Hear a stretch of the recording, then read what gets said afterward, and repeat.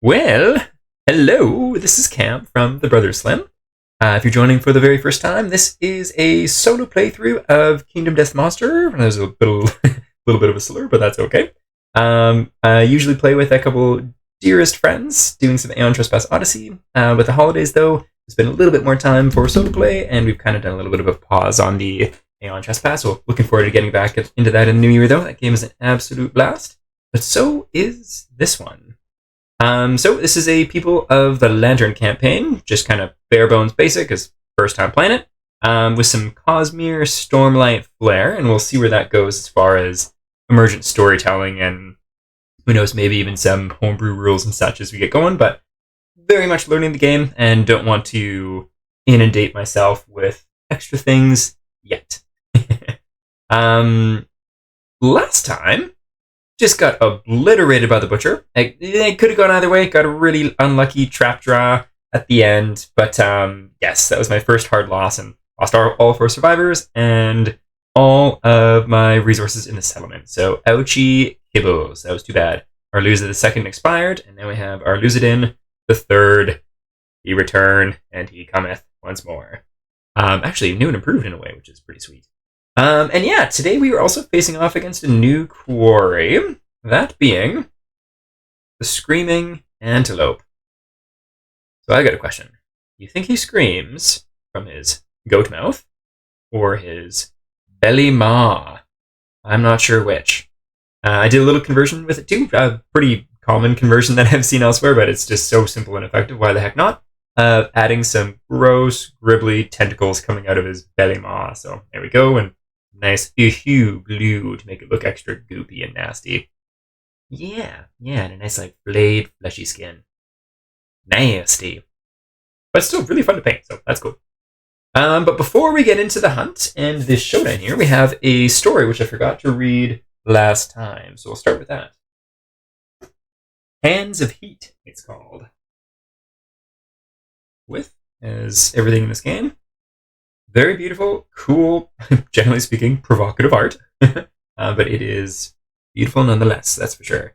Yes, so Hands of Heat, the mystery of the lantern's glow. One lucky day, a clumsy accident knocks the lantern free from the towering lantern horde. A sudden flash of heat bathes the survivors as the lantern crashes to the ground. Now shattered, the lantern light dies, but the seed of an idea begins to grow. Nominate a survivor. They gain +1 courage and experiment with lanterns. So, I already kind of embarked with these fellows, so I think I'll do someone who has not embarked. And who shall that be? As I'm pulling up the fantastic idiom scribe here. Who shall it be? So she's departed. Let's go with Azure.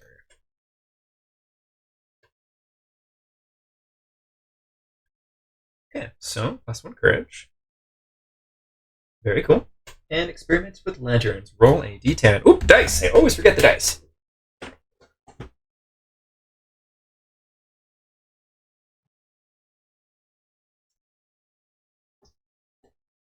There we go, dice acquired, and rolling a d10. That's not going to be good. Okay, what do we get here? That's not good at all. An agitated lantern shatters in the survivor's face. Badly burned and disfigured, the survivor is exiled from the settlement as an inhuman monster. However, the other survivors learn something from this tragedy. Your settlement gains the Lantern Oven innovation, -1 population, and add Bone Witch to the timeline 3 years from now. Okay, well, you know what? That could have been worse, but I think that also could have been a lot better. Let's see. Okay, well, so you don't die, but you are exiled from the settlement, so let's just go ahead and change. Cause of death. You are unavailable, because you're not dead. Exiled due to horrible burning. Okay, That's too bad. Too bad indeed. And dead. There we go. No bonuses.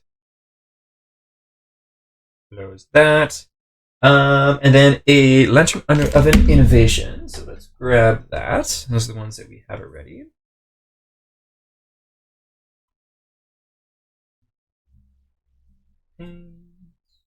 Shrine, scarification. Ooh, there we go. Lantern oven.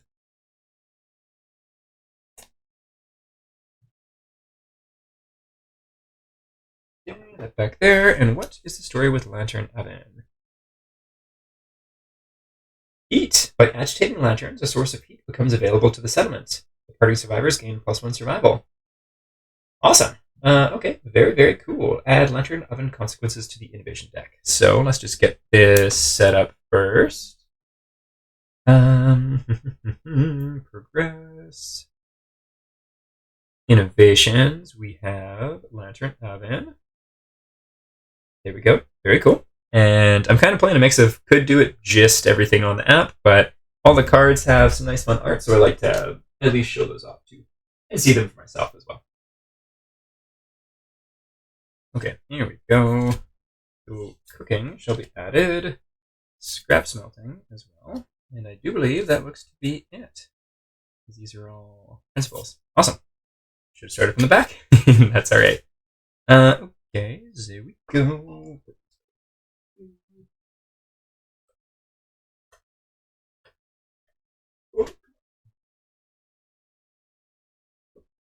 Innovations. All right, so these shall be added to our deck of things that we can get. Cooking. +1 innovation at the start of the settlement phase. Survival limit +1. Survival limit is nice. Cooking story. Spend an organ and 1 bone to cook a stone nose gruel during the next 1 phase. Ignore starvation. Cool. Scrap smelting. Purification. Roll a d10. Nothing happens. Spend 3 scrap and add 1 iron to storage, or 3 scrap and 1 iron to storage, and repeat it any number of times. Sweet. Then you can build the blacksmith from that as well. Very cool. Well, we'll add those here. So those get added to the other deck. There we go.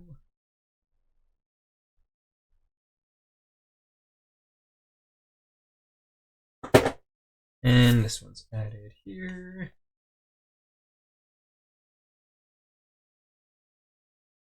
Perfect. So that should have happened in the last settlement phase, but I've been missing the timeline events in their placement. So I'll read up, or I already did read up on the rules and see where they're supposed to go. And so it should be better for next time. All right, so don't get lunch branding. That is Hands of Heat done.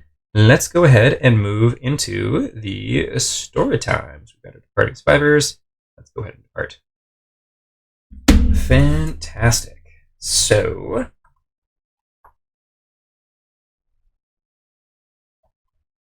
okay, so we got stories here. Perfect. We'll just leave that open to about, yeah, there we go. Just past the happy, happy fun tables of doom. Awesome. Let's go ahead with, who do we have here? Just going to get them in order of their appearance, so it's a little bit easier. We've got Akane, Isudan, Arluzidin the third, and furthest from the camera, just barely in view there, is Maraise. All right. Well, starting with Isudan, who's the only experienced survivor we're bringing out today. Everyone else is brand new. Let us see what happens. Teething. The survivors find a trail of large, rotting teeth littering the ground. Each survivor may scavenge. Roll 1d10 on the table. So each may. Sweet. Well, let's do this thing. Starting with Isudan. Getting a 3. You cut yourself on the sharp rock shards. Suffer 1 event damage to the excuse me, arms location. Okay. Arms is a light wound because she's got no arm armor. That's too bad. Next up, Akane. Getting a 9. That's got to be pretty good. An intact tooth. Gain 1 large flat tooth. Super cool. Let's just go ahead and get that out now.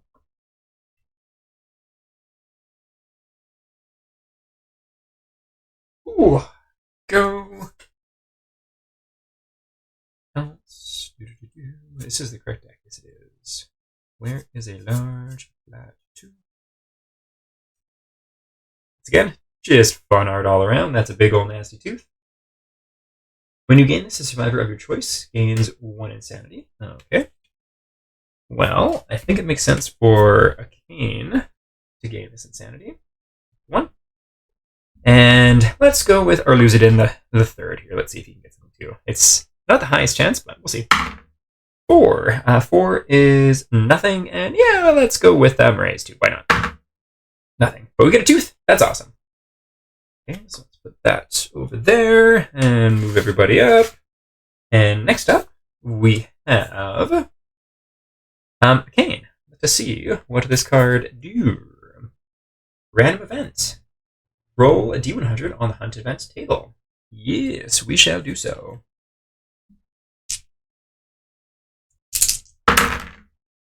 Okay, 48. Onwards we go to 48.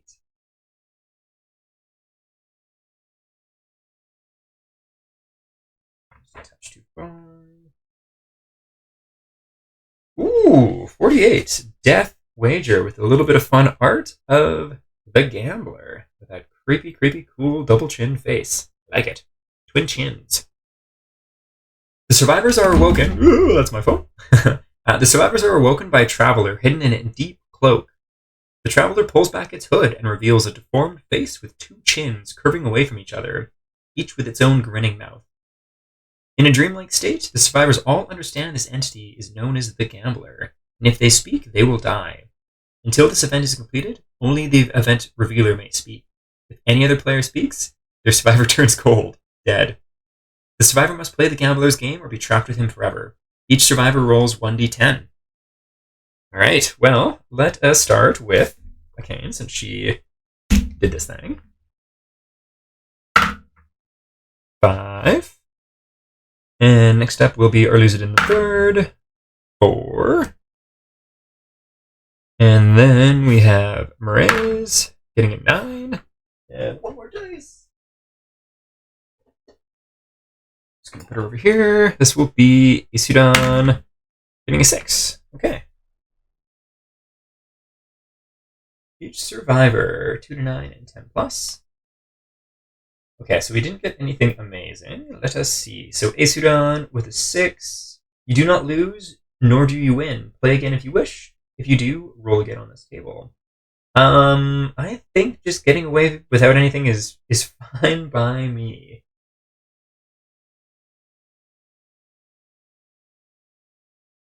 Yeah, I think, you know what? This is quite the gamble, actually. This is kind of fun. Maybe I'll re-roll with one person. I'm going to re-roll with Maraise, and everyone else is fine as is. So Maraise getting a re-roll. Oh my goodness. Never tell me the odds. That is a Lantern critical, meaning Maraise gains +1 permanent luck. Let's go ahead and add that really quick. So Maraise, attributes, luck, permanent, +1. Awesome. That is cool. Very cool. All right, well, yeah, sweet. There we go. Speaking with a gambler. From the little tiny bit I know about the gambler's chest, which I actually do have, which is very exciting, I'm curious if this is just kind of like a little nod to if no, if they speak, you end up dead. You must play his game or be trapped with him forever. I'm curious if being trapped with him forever is actually the People of the Dreamkeeper campaign, because they wake up in a box, and that just feels kind of right. Okay. Well, so up we go, and then we have our Lose It In. Nominated to draw this Hunt Event card. Skittish. Panicked by the oncoming survivors, the Screaming Antelope moves 1 space away from the survivors on the hunt board. Oop. So he's backing up, so I'll scoot everyone ahead. Roll a random Hunt Event. That we can certainly do. 74. Alrighty, 74. This seems kind of fitting, the name, just given the thing that we're about to do here. Antler gouged. A great battle for dominance between two enormous antelopes has left the stone face ground gouged with crisscross scars. Each survivor rolls 1d10. Okay, just gonna put that down, and we got all 4 dice again. Just gonna go from closest to the camera to furthest. So, Ace Udon, getting a 5, a cane, getting a 6, or lose it in, also a 6. 6. Oh my goodness. Once again, what are the chances? 666, which apt name for just like this world in general. And the pricing therein of some of their pledges and such. How very fitting. Okay, cool. Well, so we'll 1 to 2, don't need to worry about that. Lowest we got is a 5. You tread over the faces and nothing happens. Okay, cool. That's easy. Well, so there's nothing here, which means we're just going to roll a random event, and this will be Murray's nominated for it.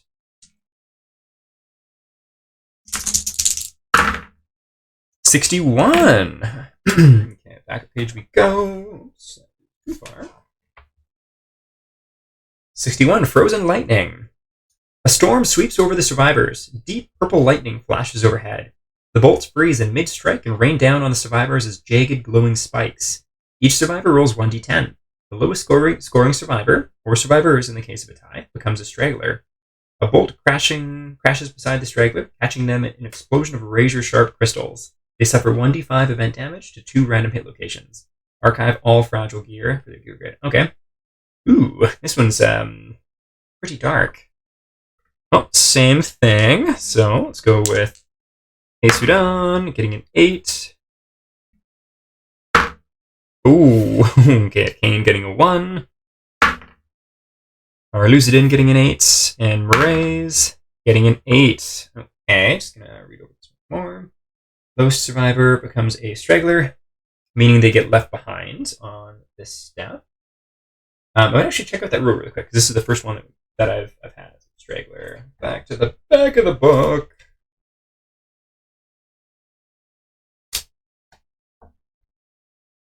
Resources. S, where you at? Oops, that goes too far. Straggler. Strange resource. Story. Strength and surge. Starvation. Stinky.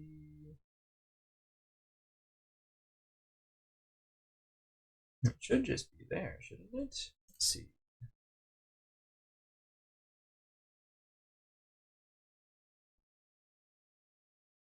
Okay, so speed, stalwart, starvation, stinky, story, hero, story event, strange resource, strength, super dense, surge. Bugger! It's not there. Well, I'm just gonna look it up on my phone really quick.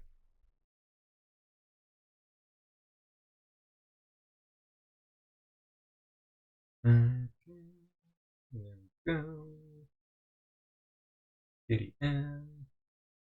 Regular rule.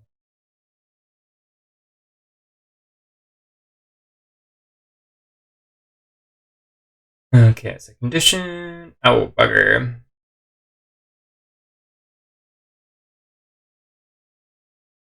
Okay, falls to it. I think I know it. I don't know for sure, so I'm going to say that they get left behind on this square while everyone else is ahead. Because they're going to have enough bad stuff happening to them. Okay, so D5 event damage to 2 separate locations. Oh no, nice. Oh, there we go. All right, so roll 2 different dice. Oh my goodness. So that's going to be 5 damage to 2 random event damage to 2 random locations. That's going to be legs and body. And this is the first time I've actually had to deal with this much event damage in one go. So here's hoping event damage is a little bit easier to find in the back of the book here.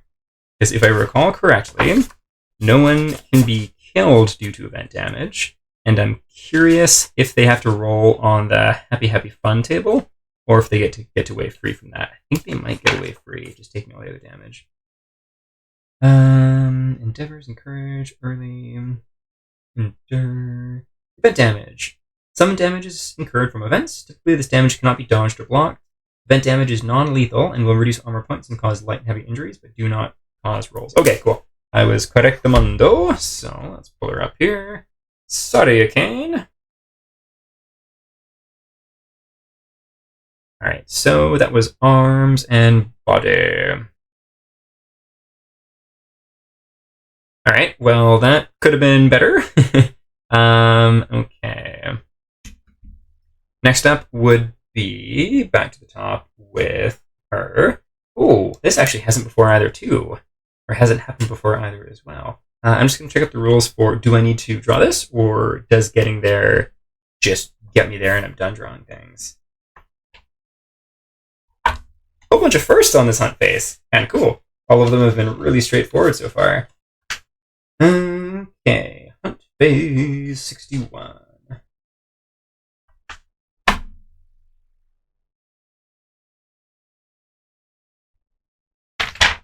Alright, so that is showdown phase. Back one more.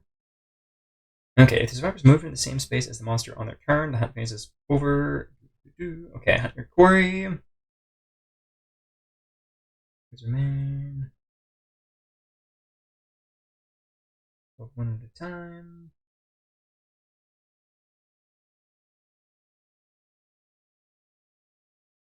Unless compelled to move by an event, the survivors must resolve all hunt events in their currently occupied space before moving. The monster does not move unless an event specifies. I'm not too sure on the timing there, so do I need to proc this event card? Or do I start the encounter just from the proximity and it being on the same space? I'm just going to try reading it one more time, and if not, I'm just going to roll a dice to see. Unless compelled to move by an event, the survivors must resolve all hunt events in their currently occupied space before moving. Currently occupied. The monster does not move unless... Okay, if there are no hunt event cards, roll one on the table, so move it forward.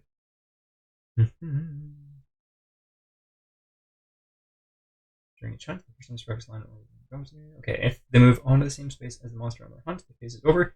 I think just by the ruling of you can't move until it's resolved, let's go ahead and resolve it and go from there. So this being a general hunt event, random event, D100, we shall do so.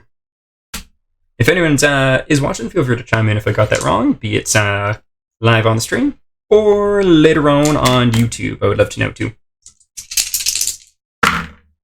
79.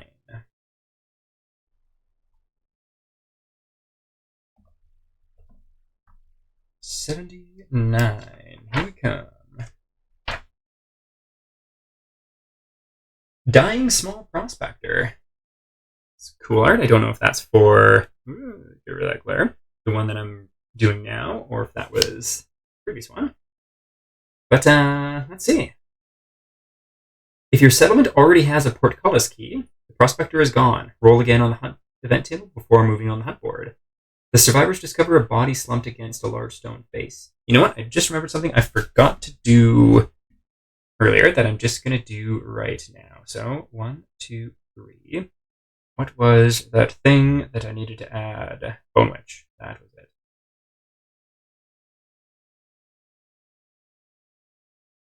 Bone Witch. Done. Cool. So I was supposed to do that, and I forgot to. I actually have it coming up another time, too. Interesting. Okay, back to the current thing. The survivors discover a body slumped against a large stone face. Moving closer, they find a small, dying prospector riddled with arrows. As they approach, he growls a warning, threatening them with a huge stone shard.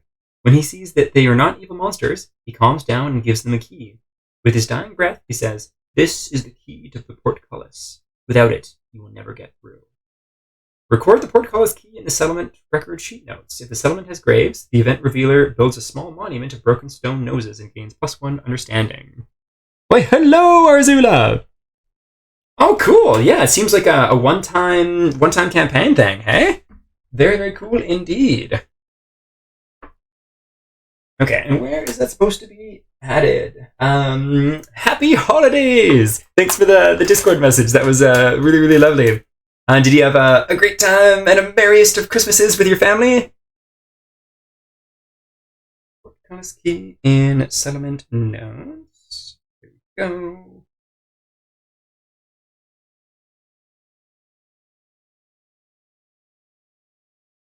Okay, portcullis key. There we go.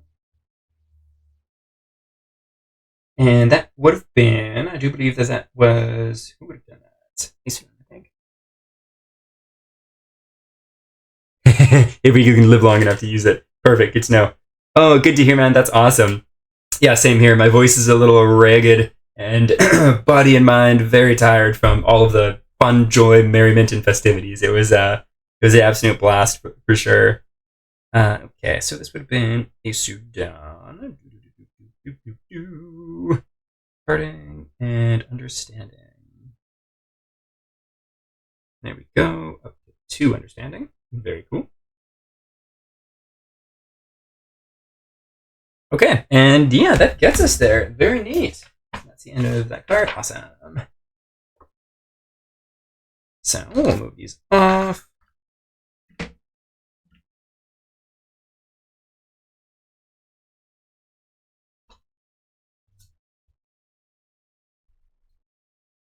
Okay.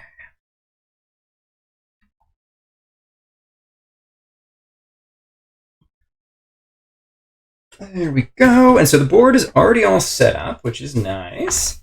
And once again, just going to show off the art, and probably should read the little story for the little intro bit for the Screaming Antelope here too. As far as the story, there was once a fearsome monster that was trained by the hand to be a steed for the goblin. However, upon smelling its new master, the monster's mind shattered and it ran into the unknown, foaming at the mouth and biting the noses off the stone-faced floor. Yeah, gotta read the little story. Yeah, I love the little blurbs in this. Like, I freaking love Aeon Trespass and its giant, overarching novel of a story throughout. But these little blurbs of just kind of like hints of the world is really, really interesting. I also got would have been just before you joined the gambler story on the Hunt Phase 2. And I couldn't help but think that I'm curious if it's almost like, oh, whoever gets stolen away to be stuck with the gambler forever, or the Ark survivors that start off the people of the Dreamkeeper campaign. Okay, so we're going to keep this handy, just in case, but I think I'll put it off to the side for now. Probably going to need the happy, happy table of fun more often than not. Oh yeah, that's very true too. I totally had that ball of people in mind as like a sculpture, but yeah, flesh makes sense too. Very interesting. Very, very interesting indeed. Okay, dice. This end of the way. Put that back there. All right, so this is already all set up, and we got this guy front and center there. Bugs right there, and Acanthus set up as well. So generally for this encounter, the survivor starts hits either the left or right sides, just right on the very edge. But because we got the monster corpse, we can actually place them anywhere we want, which is pretty sweet. I think they're a ball of sleeping survivors. Oh, interesting. Very interesting and creepy. I'm excited to do that campaign once I have a much larger grasp on the game. Okay, so where to put? I think it's going to be... Let's go with... You can go here. I think that would be good. You can go here. You... Which way?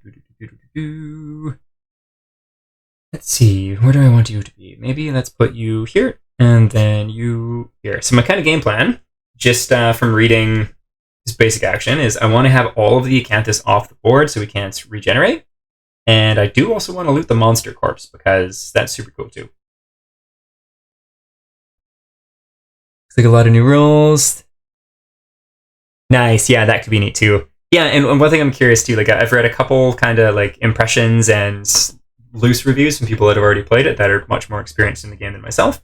Some people seem to have managed it solo fine, which is really impressive, but it seems like the first go wasn't that smooth, and that some of the things people weren't huge on, although it was interesting, it just didn't change the game in a way that they liked. So I'll be curious to see how I experience it later. And yeah, I think I should have a much better handle of the game by the time we get there. We'll see how far this campaign goes, or if I need to restart with a new a new settlement. But yeah, super excited. This game's been a blast so far. There we go. Sleeves up for serious business. So this is also the first basic monster, rather, except for the Butcher, who had a bunch of different traits. But the first quarry monster that has a trait in play, so Trample. When the monster collides with a survivor, they suffer damage equal to the monster's level to a random hit location. Kind of reminds me of the Labyrinthoros in Aeon Trespass. Which is kind of funny. I'm almost curious if the Labyrinthoros is a bit of a nod to the Screaming Antelope then too, just having a similar rule and being a much newer monster. Like 7 expansions in one, and almost no player would love all. Yeah, 100%. Yeah, pretty wild to have a campaign featuring every single thing all in one. Definitely an advanced one for sure. It would be really interesting kind of pairing some things out though, for sure. Okay, well, let's just go ahead and do this thing. I just want to check out the monster really quick, because I know things. So strong during the showdown setup, survivors. Oh! Survivors may go first. Well, heck yes to that. I think that sounds pretty fantastic. Let's go ahead and do that. You know what? I'm kind of tempted to actually have him... Actually, no, I think that might be a bad choice. Yeah, so let's go with... 1, 2, 3, 4... Okay, yeah, so I think I'm going to keep them as they are, and let's go ahead and have our survivors go first. In which case, just once again, game plan is going to be looting Urathang. Let's start with Aesudan over here. Going to roll on the Acanthus plant table. Let's see what we get. Roll 1d10.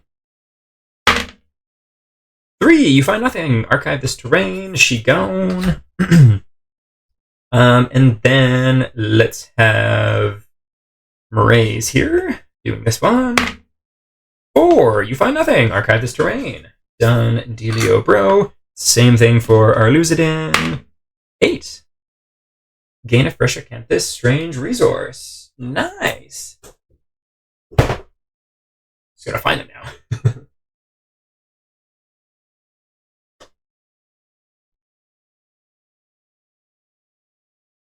There we go. Okay, I think they're at the very end. Yes, so we'll add that to our pile. We also got a large flat tooth earlier, which was awesome. Ooh, I don't think I added that insanity. I can't remember. I might have. Okay, that's cool. And then we get rid of this. And then same story. Going to do this back one here. 6. You find something tasty and consume it.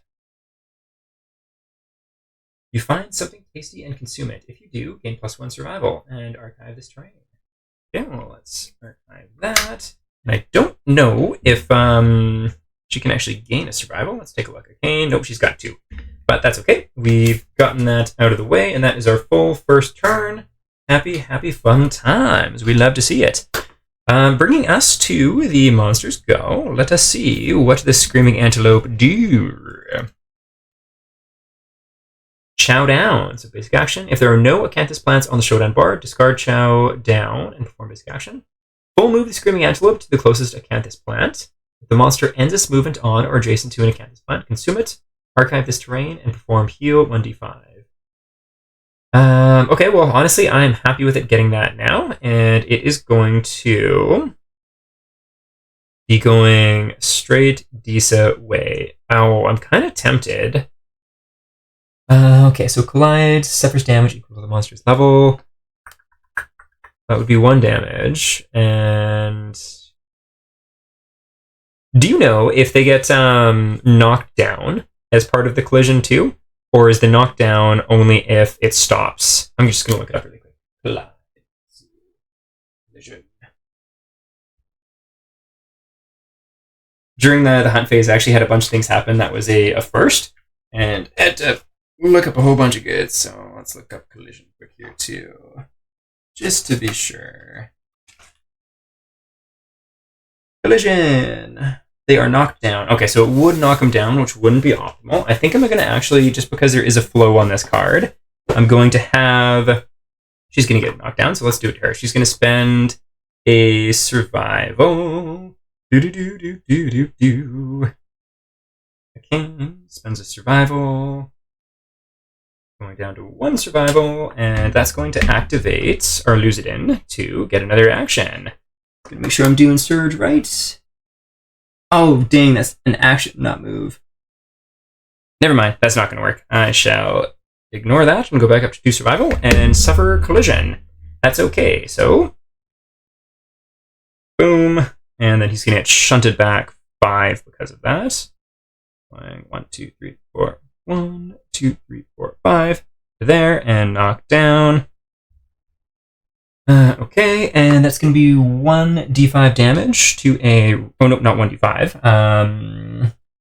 1 damage to a random hit location. Random hit location being the body. And our Lucidin takes it in the body, going down to 1. That could have been much worse. Okay, and the heal. There's nothing else to heal. Place Chow Down on the top of the monster discard deck instead of discarding it. Oh, interesting. So, means it's just going to get drawn next time. I haven't had one of those cards before. Cool. Very interesting. All right, so let's discard that. We have one more Acanthus plant to chew through. Cool. New mechanics. I like it. I like it a lot. All right, back to us. Let's go ahead and have Akane spend that survival now, getting our Lucidin up. So down to 1. Our Lucidin pops up. Gonna get to here, and he's gonna spend his action to search this monster body. Getting a 2. You find nothing. Archive this terrain. That's too bad. But that's okay. All right, so that's most of the terrain off the board. We do have a bug patch down here, which would be nice to grab too. Let's start off with getting in the blind spot would be nice too. So let's go ahead and do that. First things first, let's do this. Where that does get to. Oh, I'm throwing dice all over the place tonight. All right, so rolling d10 for the Acanthus. A 4, I think, is nothing. Let's double check though. Find nothing. Archive this terrain. At least that be gone. That is something. And let's see. I think Akane has the Cat Eye Circlet, and I think she's probably going to use that.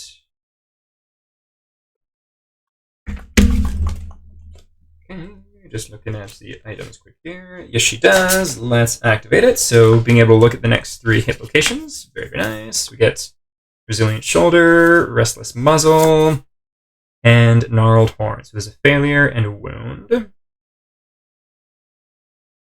Okay. There's a critical hit there too, with the Ruined Horns. Fun. I think we'll put one of the failure response down on the bottom. And then this one, and this one. And then we're going to move. And so not quite modeled as we seem. He's actually got a Qatar. That's okay. I lost the axe, hitting a super dense location on the Butcher. Man, that Butcher messed me up. Once again, really fun fight. And I think I could have had it.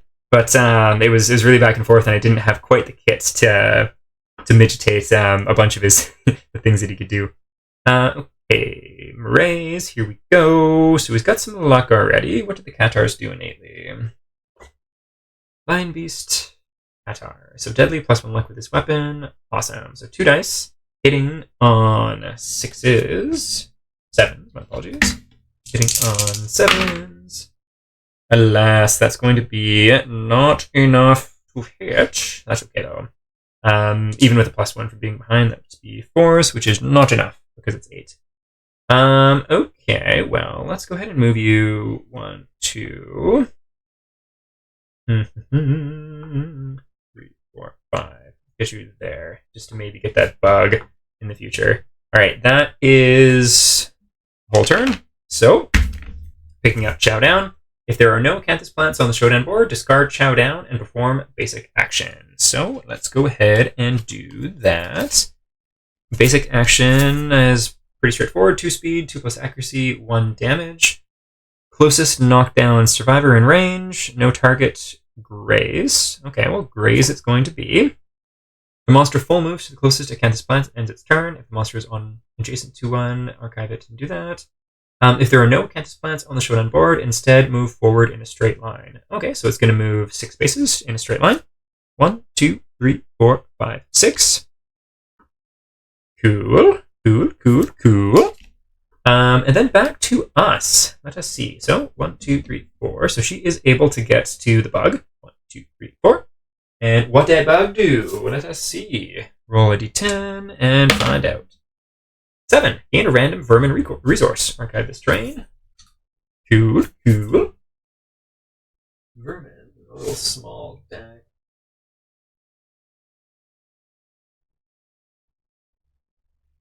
What do you think of the king miniature, by the way? It's quite the beast. And let us see what we get. Resource is Lonely Ant, consumable vermin. Archive this to swap your insanity and survival levels. Cool. Very cool. So we'll add that to the goodies that we've collected so far. Very neat. Okay, well that is fun. So that is her go. Maraise, what is your loadout? Maraise, you don't have anything ranged that you can do, so let's just move you a little bit here. 1, 2, 3, 4. And then I'm kind of tempted to get you out of the straight line, so 5. No, move 1 back. Yeah, just in case. That sounds good to me. And what is the range on the catgut bow? 6. 1, 2, 3, 4, 5, 6. Okay, and I think you can get there. 1, 2, 3, 4, 5. Alas, you cannot. You know what? Let's move you there. That's okay. Is there anything else that you can do with your turn? No, there's not. That's all right. Last but certainly not least, Crazy Monster. Magnetize the head, not why. Interesting. Yeah, it is super crazy. Like, from seeing some of the art, I think I get it, because it seems like the whole thing kind of like collapses in on itself in weird, creepy, almost like robotic ways. Yeah, it's pretty wild. And magnetizing the head, that'll be fun. I so far I've tried and failed. I wanted to see if I could use magnets to make the Dung Beetle Knight's ball levitate and kind of stay on the base levitating. Failed miserably at that, so we'll see about that. Magnets and miniatures are a lot of fun though. Okay, back to our Lucidin the Third here. So range 6. 1, 2, 3, 4, 5. Oh, is he already in range? No, he's not. He's just going to move 1 now. So he's going to go there. And he has some goodies because of that awesome fighting art that you mentioned. Excuse me, Monster Claw style. So your fist... Oh, just strictly fist and tooth attacks. Never mind that. So this is probably going to be a no-go, but who knows? We'll see. 1 dice, 7+. 5 is no accuracy or anything. So yep, that is a miss. That is the way she go. And onwards to Monster's turn. Stomp. Pick target. Closest knockdown survivor. Furthest threat in field of view in range. Okay, that's going to be Dearest Pain down here then.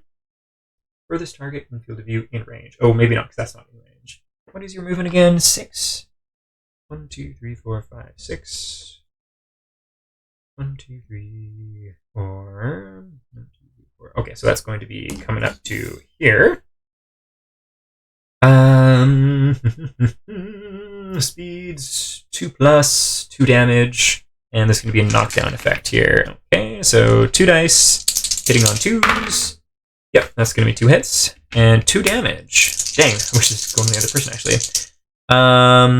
Oh, you know what? I'm going to spend a survival to dodge. This is going to be a lot to the body. Let's spend a survival. And because of the rawhide armor, roll a dice, and on a 6+, gain 1 survival back. Ah, fucker. I feel like I've been cheated knocking it into too minis twice now with low rolls. That's okay. I'm remembering rules, and that is a good thing. Okay, so before damage, body blow, they always hit the body location. Okay, and they're 2 damage apiece. So the first attack brings it down to 0 armor and a light wound. And that's it, because I spent the survival. Cool. If this attack damaged the target, draw AI. Oh, another one. Bugger. Let's do another AI card. Run down. Full move in the direction the monster is facing and turn to face the closest survivor. So full move being 6, and so this is going to knock you down, dealing a damage to a random location. The legs Or lose it and gets it in the foot. And full move is going to be 1, 2, 3, 4, 5, 6. And turn to face the closest survivor. So that will be this way. Very interesting encounter. There's a lot of movement. What else do we have here? Pick target, knock down survivor within range 12.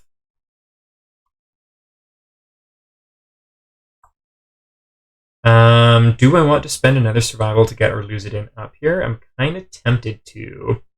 Let's take a look at, let's have Mraze do it, I think. Yeah, Mraze is going to spend a survival, going down to 1, getting or lose it in back up. And back to the card here. So knockdown survivor, we're going to ignore that. No one's knocked down. Closest survivor, that's going to be 1, 2. Move twice and attack. Survivor's not knocked down, so we don't need to worry about +3 speed. That would be pretty brutal. Okay, so 1 dice on a 2+. Yes, that will indeed hit. Damage 1. So, where does she get it? On the body. That's been a popular location today. That being Isudon, getting to the body. So, light wound there. And then it's back to our turn. Let's see if we can do some damage this time around. Let's see. 1, 2, 3, 4, 5. He's just able to get in. 1, 2, 3, 4, 5. And also able to get in 2, but not there. Okay. So, I think we're just going to go for some close-up hits. First things first, just going to take a look at...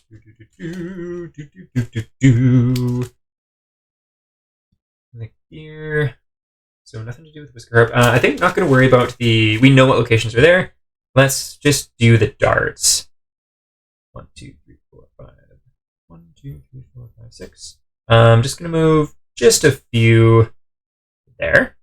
And let's see. Who do we want to go with first? Let's go with our lose it in... Oh, sorry. No, I moved her, so it's got to be her first, which is going to be Bone Dart. So 1 dice, 7+. Just going to make sure she doesn't have any other stats I'm forgetting about. Nope. So 7+. No. Okay, on to our lose it in. 1, 2, 3, 4. Getting to 1, 2, 3, 4, 5. Let's get into there. Alrighty, so being Fist and Tooth, which is going to be pretty awesome. Monster Claw style. So this is going to have +1 accuracy, +1 strength, and Savage. Oh, what does Savage do again? Do you happen to know offhand? I know it was on. Oh no, dang! I got rid of the bone axe, so I can't recall. I know it's something to do with crits, but I can't remember what exactly. But we'll see. It might not even be relevant. So +1 accuracy, +1 strength, and Savage. And Fist and Tooth is 2 dice, 8+. In this case, 2 dice, 7+. Getting a perfect hit. That is nice. We love to see it.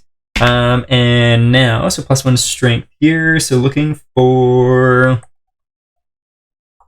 I think 7s on the dice. That'll do it. So we connect. Oh, no, we hit anyways. And I should have picked this up to see what we do. So if you hit with a club or shield, you clobber the monster and gain +2 luck when attempting to wound this location. All right, so we don't have a shield or anything, but we do wound. So, yay!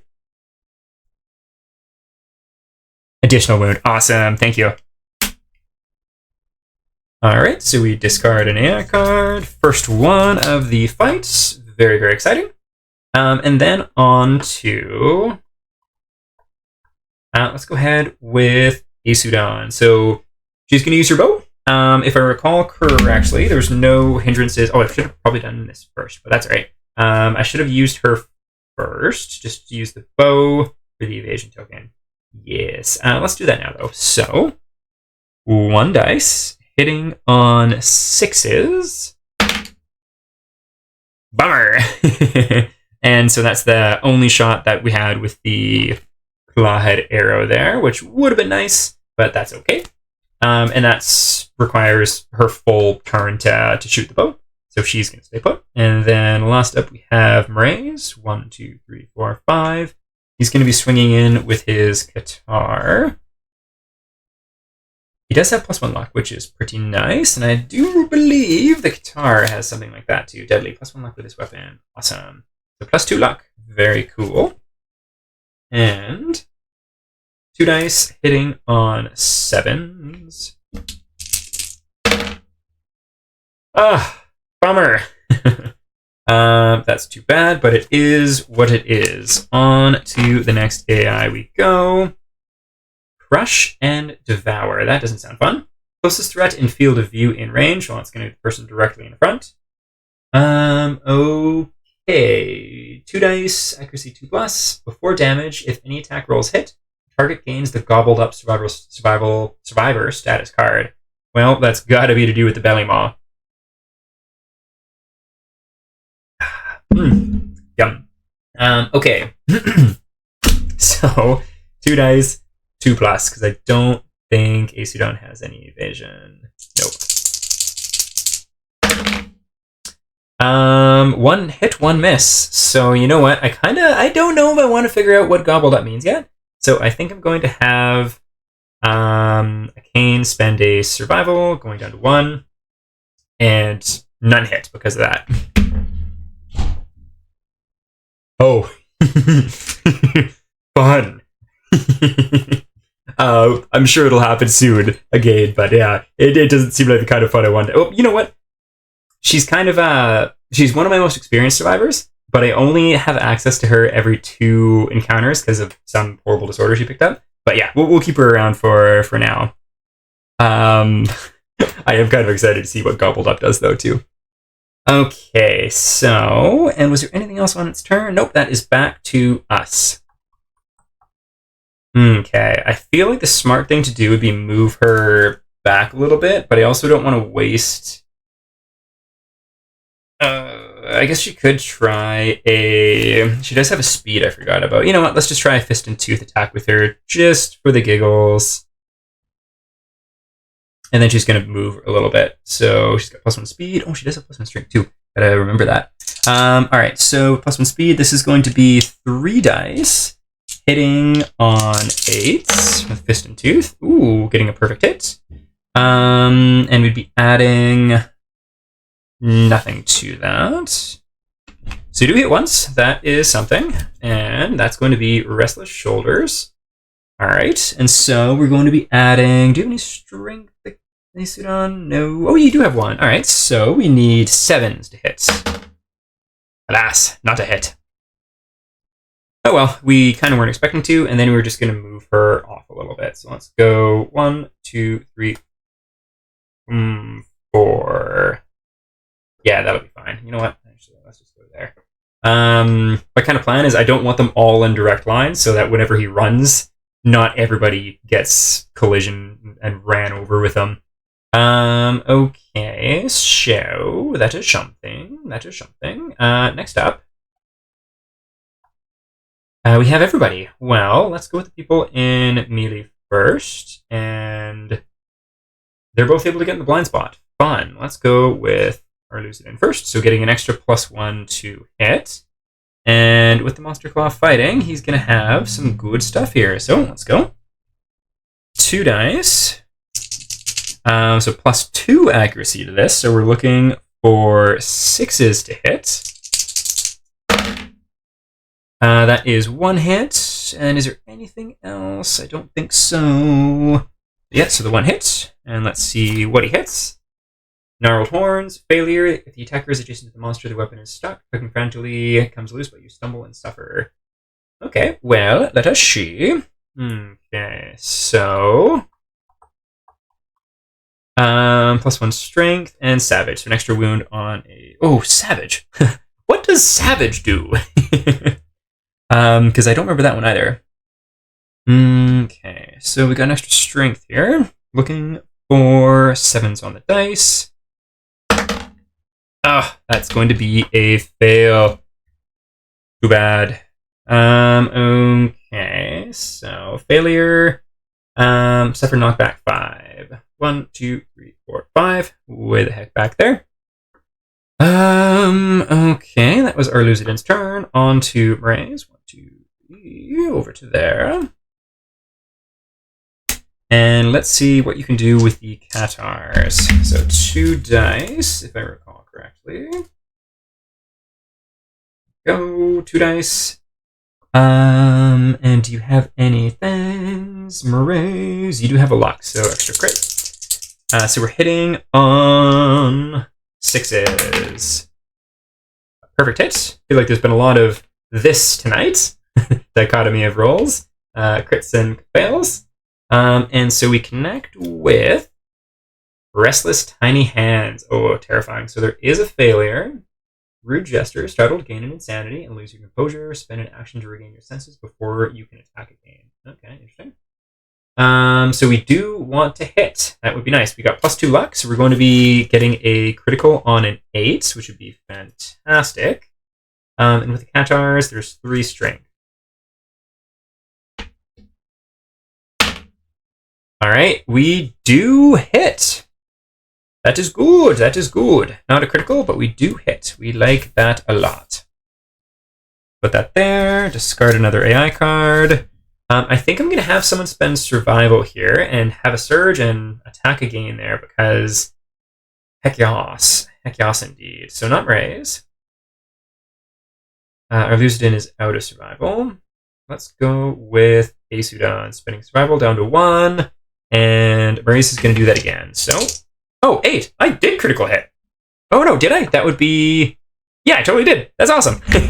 Let's go back and see what that critical wound was because of the extra luck. Gain a Screaming Antelope resource. Let's do that. Getting a Shank Bone. Sweet. Strangely jointed indeed. Nasty. And critical wound. What do you got going on here? Ew. Twitching tiny fingers rain down. All adjacent survivors gain +1 insanity. Well, that's just going to be Murray's gaining the insanity, so he goes up to 1. Woohoo! Cool. Very cool. And now back to his second attack. So hitting on 6s. Nice. That's going to be 2 hits. Very, very nice. And we connect with Giant Mouth. Oh, it's got a reflex. Attacking with a melee weapon. Let's go ahead and start with this one. Okay, so we crit on a... What's it? We crit on an 8 instead of a 10. And we need an 8 to hit as well. And we'll be adding 3 to that. Yes. Okay, so 1 at a time. Let's see. 4, 6, 7. That's going to be a no. So we don't wound, but there's no... miss response, so that's something. Restless chest. And then Giant Mouth. So let's see about this. 5, 6, 7, 8. We do hit, but not a crit.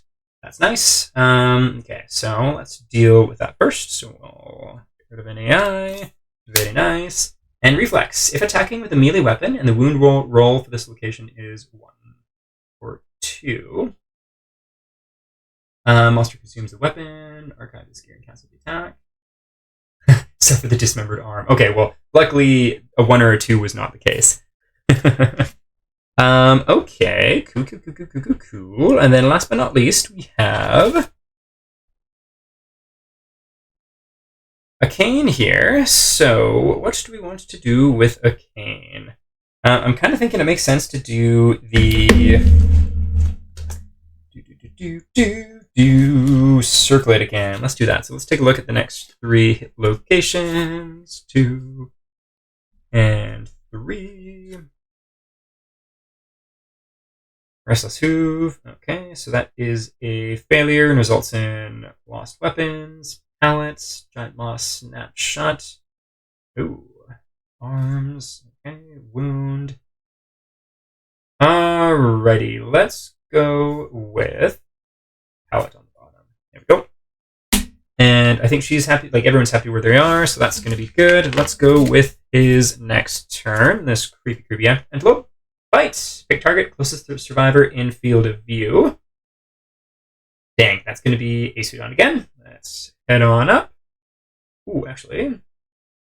1, 2, or 1, 2. Let's do a dice roll. 6+, so it'll be Asudan. It is Asudan. Boom, and there we go. Move and attack. One dice. Accuracy is 2.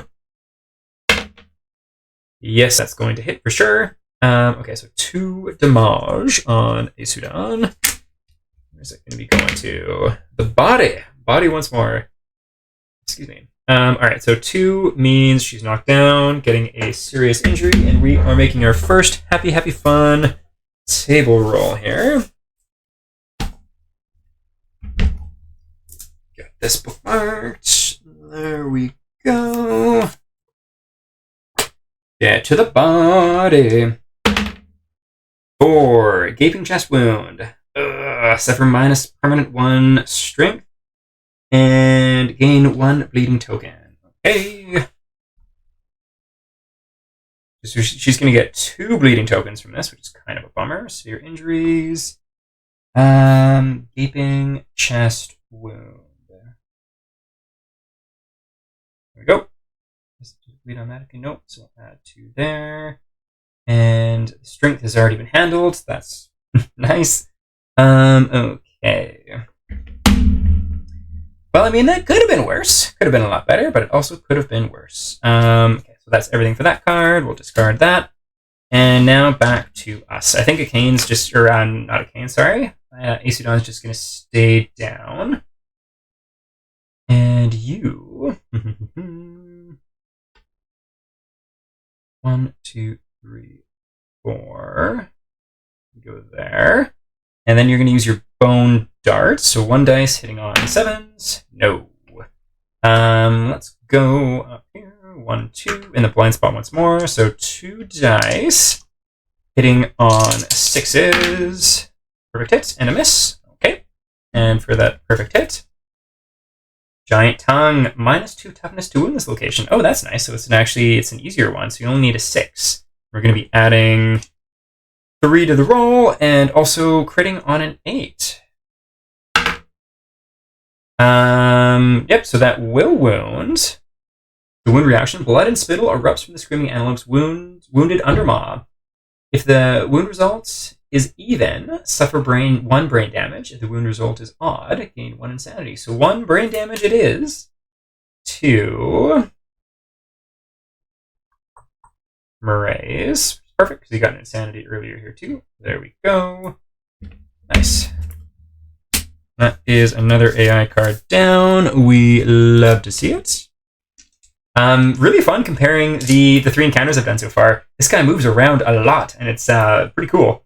I like it. Versus like the kind of just brutal grind you down of the butcher. There's a lot going on in that one. Okay, super cool. And then last but not least is going to be Akane here. So what do we want to do with Akane? I think it's just going to be the bone darts, and I'm going to move her up 1 just because. The 1 dice hitting on 7s, hitting a 6. I don't think she's got any accuracy. No, so that'll be a miss. Back to its turn with Stomp and Snort. Random survivor in range. Okay, well, let's go with, do some dice rolls here, and just say lowest one gets it, going in a circle like this. So, Asudan, put a 6 there for Maraise. That was a 6, not that it really matters now. 2 and 7. Alright, so it is the person knocked down.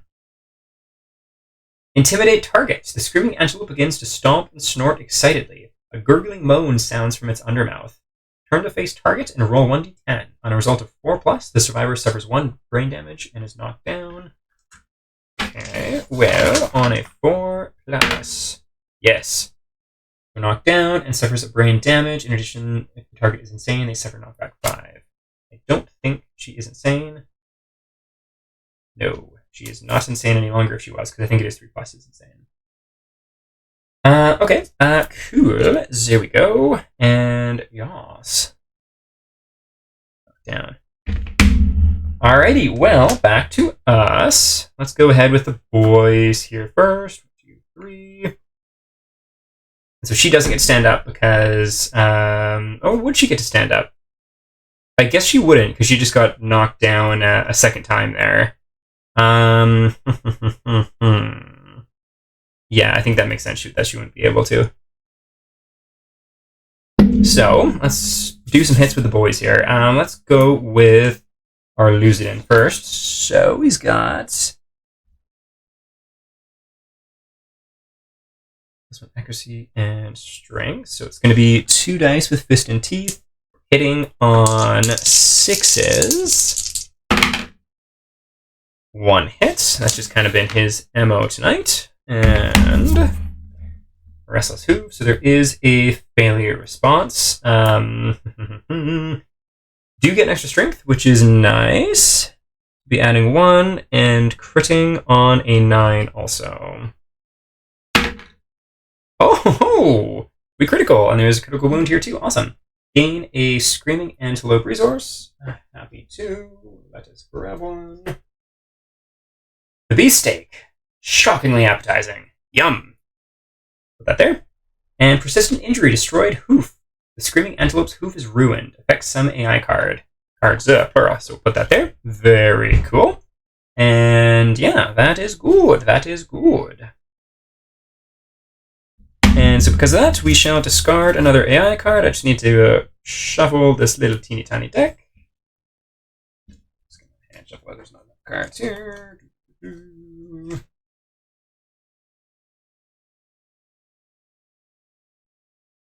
There we go, and we'll get rid of that one.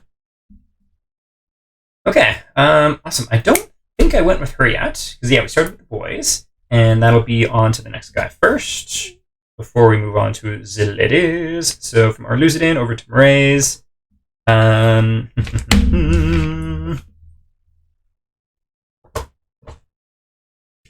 So if I recall, 7s is going to be 6s indeed. Let's get this dice again because it's been rolling good. So 6s to hit. Ugh. Bugger. No hits. And then let's go ahead and just the Hail Mary Bone Dart. So 7. No. Do we want to move her? No, I think she's happy where she is. And so she'll stand up at the end of this turn. What is the monster going to do? Fight. Closest survivor in field of view. Great. That will be the person knocked down in front, in which case 1 dice, 2+2 damage. Oh, nice. That's a miss. Fantastic. Meaning she gets to stand up. Boom. Awesome. Awesome. And, I think just going to try and get her back to be able to use the bow again. She hasn't gotten any of her bow specialization work today. You know what? Let's just do a Hail Mary. Let's just do the bow. Let's go for it. Just the bow. It's too bad she lost that strength, but that's all right. So catgut bow, 2 dice, 7+.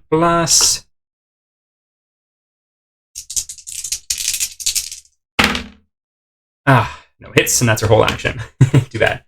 Okay, and that is her go there. Well, let's go back to the gents. Our Lucidin coming in hot with the 2 dice, hitting on 7s. That's 1 hit. Once again, I think every single time he's managed to hit once. And he has connected with the pallet. Okay, we don't really want him getting mauled in the arms. Hopefully we're able to wound. Adding 1 to the roll and critting on a 9. Also, 8. That is exactly what we need. Nice. Not a crit though, but still nice. Oh, actually, one moment. +1 luck. And he's got the luck stone, so that actually is a crit indeed. Awesome. I gotta say, I've been so spotty with the rules, like I feel every single encounter. I'll forget some, remember others, and then back and forth. Okay, that is awesome. So we'll put that there. Get rid of another AI card. And a -1 speed. Don't mind me as I rummage for the tokens. One moment. Speed. There we go. Okay, so that is awesome. Very cool indeed. And that's been archived. And then I think I already got rid of an AI card, so I'm not going to touch that pile. Okay. Cool. Put it right there. Awesome. Nice. So our Lucidin is definitely our He's our best boy today. He's doing great. Which brings us to... Or was that... I'm going bonkers. I'm definitely a little sleepy tonight. Was that Braze or was that Lucidin that just went? I think it might have been Braze with the Qatar that went there, but I cannot recall. So let's just go ahead and go with her in the meantime, which is the Bone Dart, hitting on 7. No hits. That's okay. Yeah, I can't remember. I think I'm gonna roll a dice and see. Let's say on a 6+, he still has a turn because I cannot remember for the life of me. He does. Let's do that. That sounds good. Qatars. I think this is correct. I'll be curious watching this back if it is or not, but I think this actually is correct because that was the crit was there. So I think this is right. Okay, Lion Beast Qatars. 2 dice, hitting on 6s from being in a blind spot. Fantastico. We get 2 hits. Trap card cometh, perhaps. Let us see. First strike, so we need to do this one first. Massive eyes glisten with human-like fear. If the attacker is insane, cancel all hits and end their attacks. I don't think Mraze is insane. No, he suffers a brain damage, in which case it's going to be a heavy wound to the old noggin. Alright, well, let's see if we are able to wound this. We're adding 3 to this, and also critting on a 9. Adding 3, so we are able to wound. Bam! Another AI card bites it. And then next up, Restless Inner Thigh. That's going to be a miss. But there's no reaction at least, so that is nice. Alrighty, back to this fellow's go. Stomp and Snort, random survivor in range. Once again, this could be anybody. Let's just do lowest dice roll gets it. That is going to be Mraze here. Stomp and Snorts. Intimidate the target. Turn to face the target and roll a d10. That is going to be a yes. If the target is insane, they suffer 0.5. So there's 1 brain damage per level. Okay, so Mraze is knocked down and suffers a brain roll on the Happy Happy Fun table of doom. Not optimal, but it is what it is. Uh-oh, 2. Oh no, Mraze, no! Mortal Terror, no ifs, ands, or buts. The survivor is dead. Alas. That was not a long run, but 1 survival down. Mraze is kaput. We'll put that back there. Sorry, Mraze. You are dead. Ran away from Antelope. Dead. Okay, and then there were 3. Was that the end of it? Yeah, because everything else would have been affecting him if he was still here. Okay, so back to us. Let's go with the bow in the blind spot. That's gotta be good. So 2 dice. You are gone. Don't need your items anymore. Hitting on 6s. Ugh. 2 misses. Alas. Okay, well in that case. 1, 2, 3, 4, 5. Wouldn't be able to get into the blind spot, so let's just have him stay where he is. I kind of want to see where the... yeah, I do. Let's move her 1, and can activate the Cat Eye Circlet to check the top 3 locations here. So that trap's got to be coming up soon. Okay, Ferocious Spasm. That does not look fun at all. I don't like that one. Restless Ear. Restless Flank. Okay, well, let's have... Go. There we go. Okay, our Lucidin coming in with 2 dice. Oh, was it plus speed? I don't think it was speed. I'm just going to check. Accuracy and strength. and savage. Savage, which I don't remember what that does. I'm just going to look that up really quick, just in case. What does savage mean?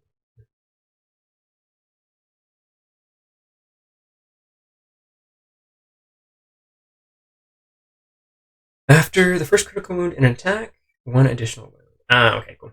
Cool. Alright, so 2 dice hitting on 8s, I do believe. Nope, hitting on 7s.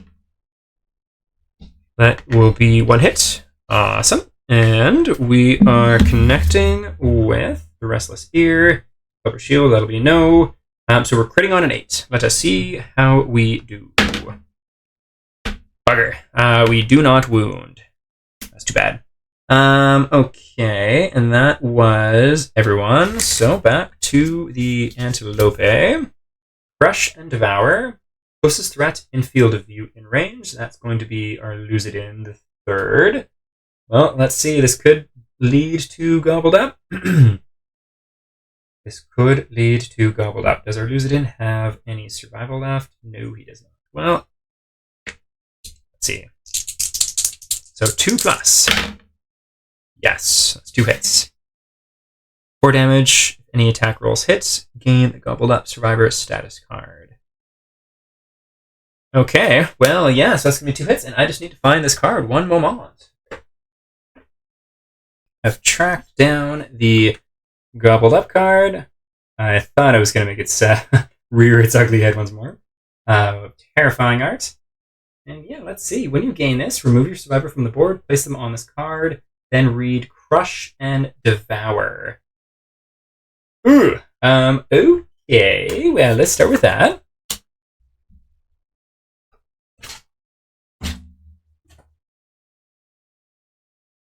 Crush and Devour. What page are you on? 119.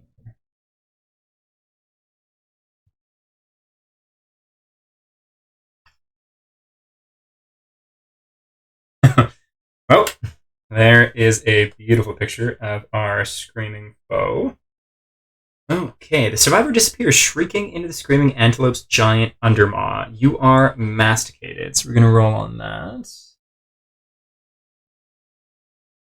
And this is our Lucidin, so let's place him here. Roll a d10. All right, roll high. All right, 8. That can't be that bad, can it? 7, 8, 9, 10. With a burst of ferocity, you fight back. Roll 1d10 on the table below. Yes, 4.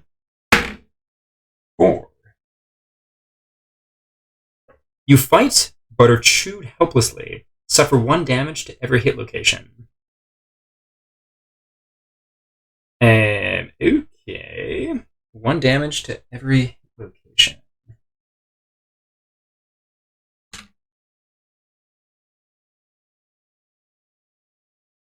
Okay, just going to put him up here, actually closer so I can read it. There we go. There we go. Okay, so 1 damage to every hit location. Let's get that done. 1 there. 1 there. 1 there. 1 there. 1 there.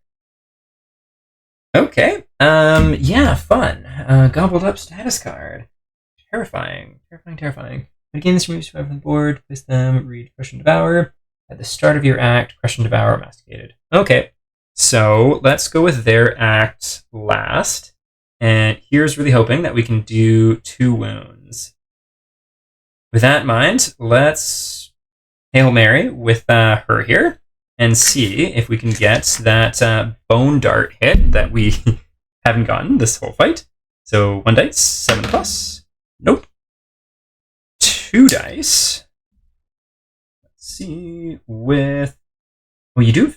You know what? I'm going to, instead of. I think I've been rolling fewer dice with her than I should have, so I should be rolling 3 dice to hit. Because she's got +1 speed, but I've only been rolling 2 this whole time. I'm going to only roll 2 this whole time, so I can use the bonus accuracy, which is Aim. When you attack before rolling to hit, you may reduce the speed of this weapon by 1 to gain +2 accuracy. So we're adding 3 to the die roll. Essentially needing 4s to hit. I think it is 7. So 4s is what we're looking for. Ugh. Bummer. Because let me just double check that. I just want to make sure because this is an important one. +2. Yes. So it would be +3, and that would only be 6. Yeah. So we only get the 1, which is a perfect hit. Let's see what we connect with. Okay, and let's see if we wound. We've got 3 strength here. Nice, so we do wound, just not a critical. So we'll put that down. Get rid of another random AI card.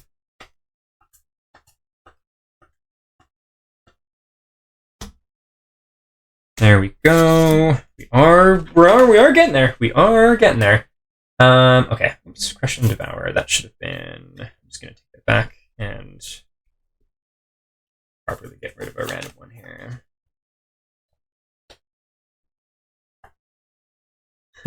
I'm actually really glad. Crush and devour is. Oh, I shouldn't have looked at that. Oops, but that's okay. It is now gone. Whoopsies.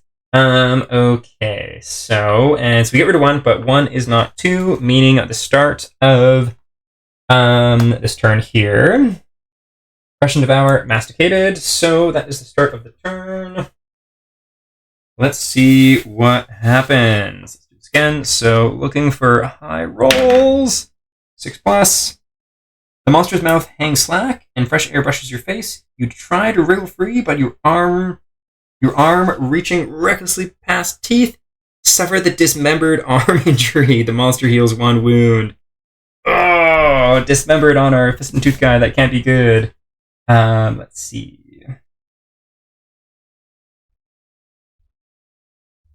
Severe injuries.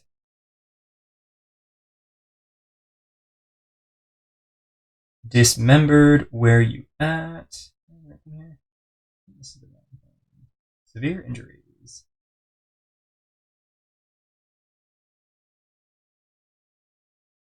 Dismembered arm. You lose an arm. You can no longer activate two-handed weapons. This injury is permanent and can be recorded twice. Survivor with 2 dismembered arm injuries cannot activate any weapons. Gain 1 bleeding token. Okay, 1 bleeding token. You know what? Given that he's fist and tooth, that's not too bad, I suppose. Although he's still in there. It is his turn, though. And let's see, I don't think it says anything about not being able to actually get a turn. So I think he gets to act. In which case he's going to make his attacks. So 2 dice, hitting on 8s. That is going to be 1 hit. And what has he connected with? Ferocious Spasm. Okay, so reflex. Let's see if he wounds. He does have +1 strength, so he's wounding on a 7, critting on an 8. Oh, bugger. That's too bad. So he doesn't get to do the regurgitate this turn, meaning we're back to the antelope. Reflex. Let's do that first. Frantically attacks everything around it. Zone of death, 1 at a time. Target each survivor in the zone of death with a basic action that we can do. Basic action being 2 dice, 2+, 1 damage. 2 dice on 2+. Yes. 1 damage apiece. Looks like head and hands for. So head goes down to 0 armor.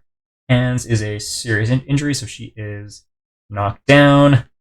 That is not great. Oh, you know what? I don't know if this is late or not. I just want to check. She does have a survival. You know what? She's going to dodge the one that hits the hands there, so she's not knocked down. Okay. Oh, you know what? Dang. If I had a survival, I probably should have done a surge on that last one. I'm curious how that would work with the bow, though, needing 2 actions. So maybe it's a good thing not. Well, let us see what happens now. So we get that there. And let's draw an AI card. Stamp and Snort. Random survivor in range. So lowest dice roll of the 2. That's going to be Isudan. Okay. A gurgled moan sounds from its underbelly, alongside our Lucidin just getting chowed. Alright, so on a 4+. Yes. Suffers 1 brain damage, going down to 1 insanity. In addition, if the target is insane, nice. They're knocked down. We don't need to worry about anything else, though. Excuse me. Okay. So that is done. Well, can a cane stand her up? Yes, she can. Let's do that. Going down to 0, standing up, and let's do that same thing with the bow. So adding 3 to the rolls. Move this out of the way again. All right, so 2 dice hitting on 4s. Oh, again. So 8, that is a hit. We like that at least, and we connect with delicate inverted knee. Okay, well, it's a she if we wound, so we're adding 3 to this. Ugh, that is not going to be wound. Dang. Bringing us to over here.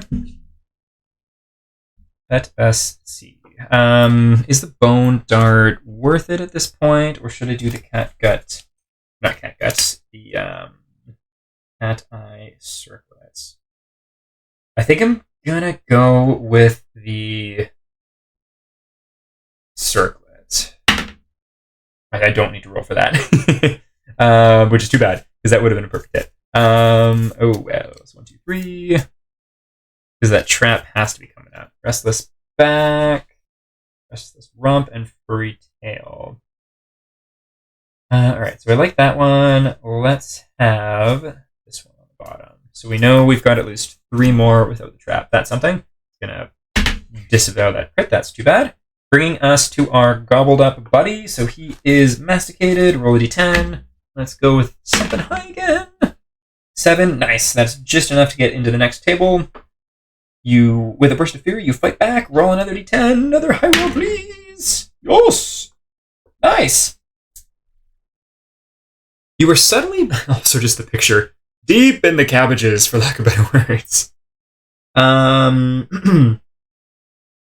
You were suddenly bitten by a pulsing organ. You tear free. The monster suffers 1 wound. Gain the second heart strange resource and regurgitate. Okay, so a few little steps here. Suffer 1 damage to the arm location. Let's just do it in order. So special heart strange resource. I think I've got strange resources here. Yes, second heart. This iron, lots of iron. Leather. Black lichen, cocoon brain, interesting. Lantern tube, legendary horns. That sounds sweet. Crucible. Crest. Second heart. Okay, that looks terrifying. What do you got going on here? Second heart. It still tries to bite you. Oh god. Okay, there we go. And regurgitates. Place it in free space next to the monster. Let's go there. Archive gobbled up. Put it over there. And roll once for each survivor. Okay. Oh, multiple people can be gobbled up. Terrifying. All right, so high rolls, please. Keep up. 6+. Covered in vomit but alive, you are knocked down and gain 1 insanitaire. Rightfully so. This was a nasty experience. Or Lisa, I don't think you're there anymore, but a fun card indeed. Terrifying. Okay, +1 insanity, and then what else is going on there? Second heart, regurgitate, suffer 1 damage to the arms. Arms go down to 0 armor. Okay. Yay! Then at the end of the monster's next turn, which will be us basically coming up right now, he'll get stand up. All right, that was vile. Cool, cool mechanic though. Bites, closest survivor in field of view. That will be a cane down here. 1 dice, 2+ to hit. That'll be 2 hits. After damage, bleeding token 1. All right, let's see where she gets hit. Oh, the body ×2. Cane to the body is going to be a knockdown. get a bleed, and rolling on a happy fun table.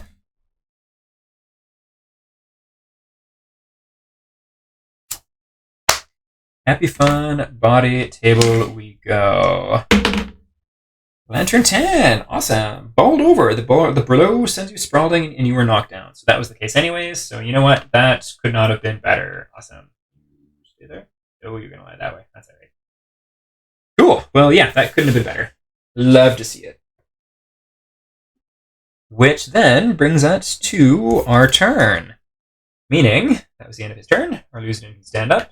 You can go there. Very nice. And we have gotten hits with the bow for the specialization. That is good.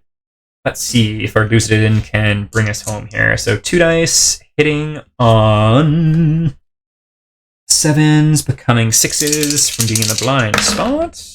2 hits. Amazing. And now do we finally get the trap card? No, I thought we had it there for a sec. Let's see. What do you want to do? You strike bushy tail. Let's do this first. Bushy tail. So we crit on an 8, and we wound on a 7. Oops. Okay, no crit, but we do wound. Nice. So we've hit the tail. Getting rid of one of these cards. Away it goes. And then same idea. Wounding on a 7, critting on a 9, or critting on an 8.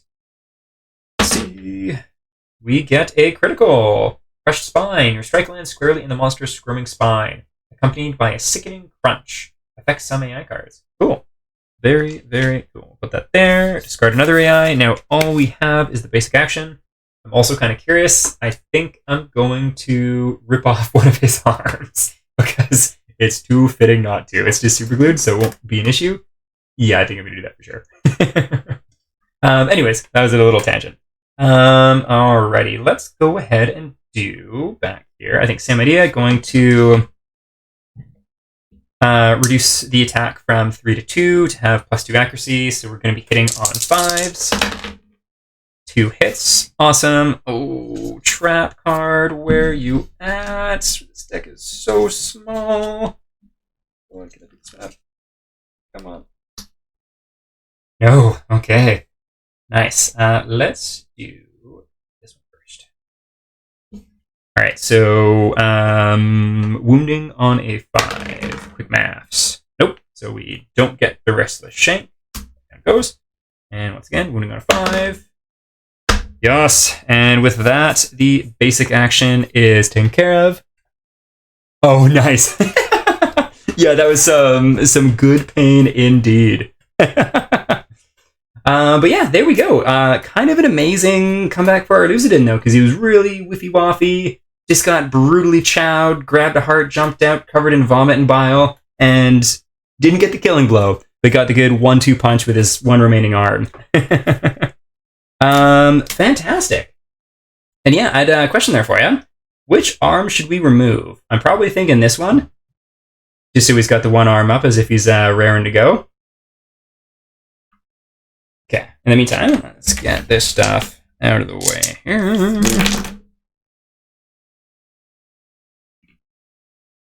The survivors up top there. Put the monster up there. Oh, I definitely forgot about that -1 speed token, but I don't think it was relevant to anything. There we go there. And just going to get these all sorted out. Out of curiosity, so we only had 1, 2, 3. Where was the trap? Trap card was the next one. Amazing.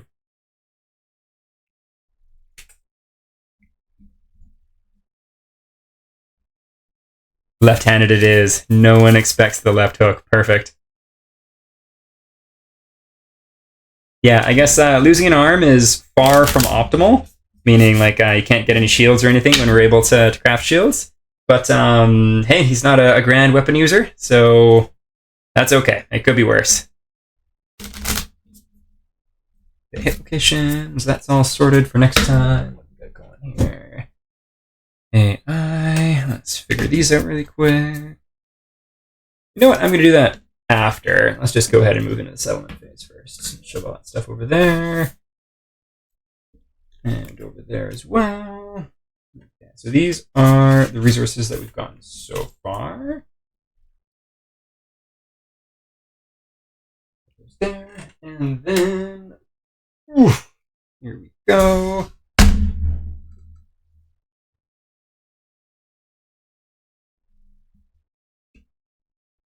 This.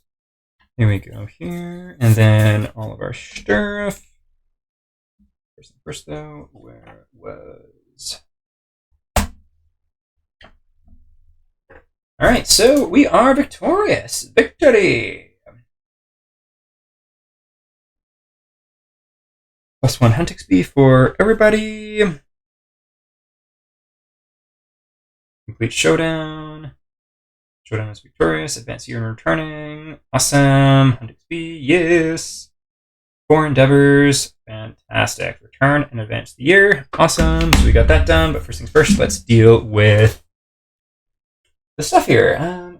Okay. So before I forget, I'm just going to do our Lucidin here. Other. Well, you don't have any weapon proficiency yet because you didn't have any hunt experience. Well, okay, that is what it is. That's okay. And then Asudan, though, she definitely did. Yep, she is creeping up there. Bow proficiency, boom, awesome. All right, and so what do we get for level 1 here? First time it's defeated, gain the Stone Circle settlement location. When the monster is defeated, any non-death survivor with 20 plus insanity or driven mad by a screaming death wail, they vanish in the darkness, never to be seen again. Haven't come close to 20 yet. Okay, so 4 basic, 4 screaming, so very similar to our previous fellows. Let's do those first, and then we'll look at the other stuff. All right, so 4 basic, 1, 2, 3, and 4. Sorry, 4 screaming, and then 4 basic.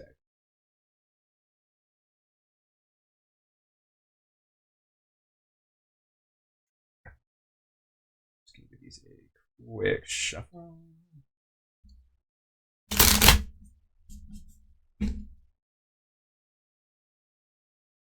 At some point, I might start not using the physical cards and just using the app. But I just like using the cards and seeing the art and such. So for now, cards it is. 1, 2, 3, 4. All right. Well, let's look at the fun ones first here. We get another shank bone, a bladder that smells like urine, a pelt, yay, some hide, and a second large flat tooth, which is another bone too. When you gain this, a survivor of your choice gains +1 insanity. Well, I think just given that fight and how that went, let's put that on our Lucidin as he reminisces on almost being devoured. Okay, so we got some bones. We've got the second heart. I'm really curious, like, is that special? Can we do anything with that? Organ consumable, shockingly appetizing. Another bone. Vermin consumable. Another bone, and then fresh acanthus. Super cool. Well, I think probably just going to make another piece of rawhide with the hide that we got. But we'll get there when we get there. Let's see. So then we also gain the stone circle. Stone circle, here we go. Fantastically cool art, as per usual. And the screaming armor set depicted there too. As far as being able to make armor, screaming horns, and scrap, we don't have any of that. Pelt and hide, pelt and bone. Well, I don't think we're going to make any screaming armor. Probably anytime soon, realistically here. Beast knuckle, a large flat tooth, and a pelt. Boss Mendy. Beast steak and a bone. Curious what that is. Bone earrings, a shank bone, and a bone. Speed powder. Oh, a second heart. Okay. Interesting. Interesting. Blood paint requires paint. Bladder and another organ. Elder earrings, shank bone and scrap.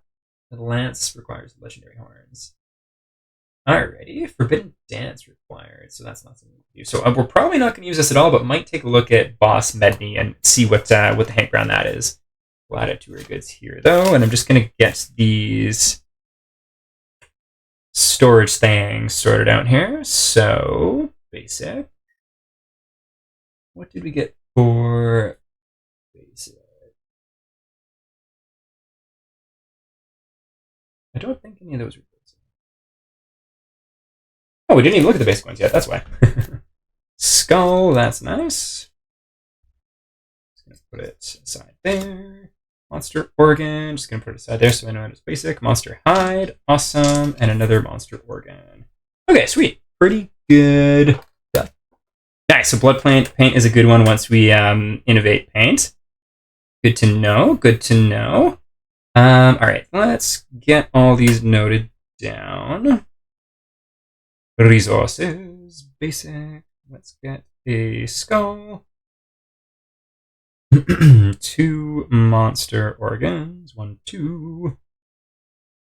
And a monster hide. Awesome. So we get rid of those. There we go. Vermin, let's grab that. And what was it? It was a lonely ant. So we'll add that there. And then screaming antelope. Got a beefsteak. Got a bladder. Got 2 large flat teeth. Got a pelt. 2 shank bones. And a second heart, which I think was a strange resource.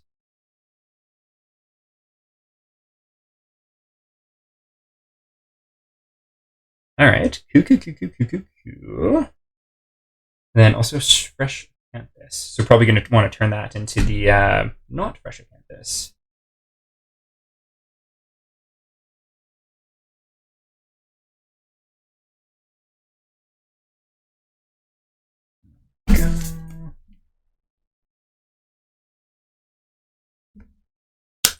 Use back in the deck.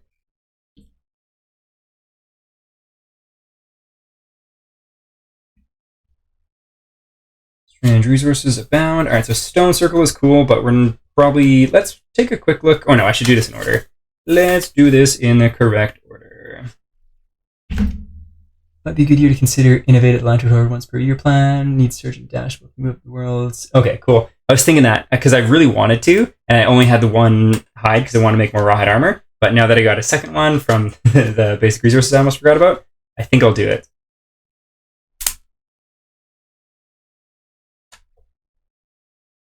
$73. That is too far. That's not far enough, actually. Let's go. That is still fighting. There we go. Here we go. Alrighty, so we've got our endeavors. Survivors have returned. We've updated the timeline. And in part of that, let's do the settlement AI card. First time I'm remembering to do it right away. And let's see what it be.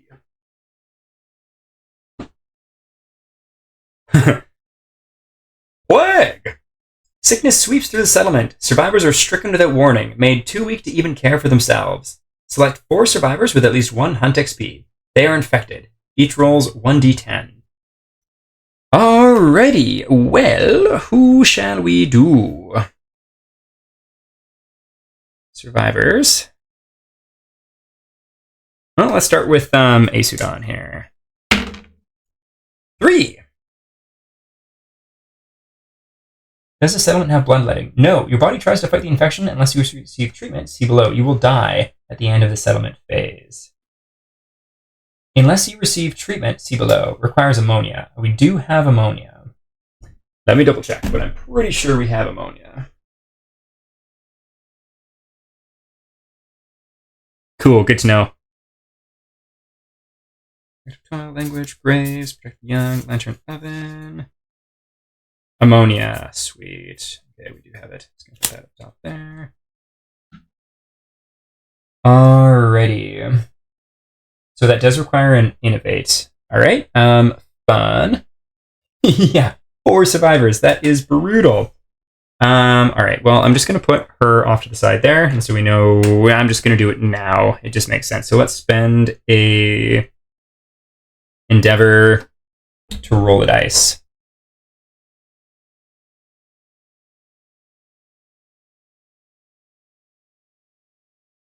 Never mind. I need to do it after. That makes more sense. Should I just write it down? Yeah, I'm just going to write it down on a quick note here. I guess I can do it in the app. Yeah, let's just do that. Notes. Okay. Sudan. For plague. And then who else do we want to do here? I mean, Dalinar's not great. Let's do him too. Dalinar. 6+. All right. So same idea. Adding Dalinar to the list.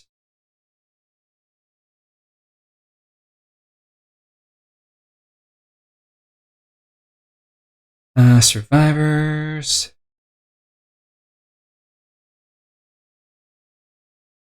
I think we need to do, let's see, a Kane or lose it in the third. Let's do a Kane. 5. All right, so a Kane is being added to the list. That is 3. And then lastly, who shall we do?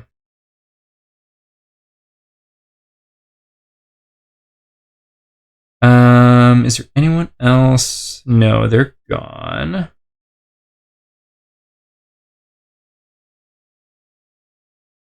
don't want to do it or lose it in. But I don't think anyone actually, except Elokar. What's going on with Elokar? Yeah, no, I don't want to do Elokar. He's pretty good. Let's do our lose it in. It is. Let's see. Under 10! Fantastic! You make a full recovery! Yay! Okay, that's nice. There's a chance to cure everyone. It's worth a few tries. Yeah, definitely.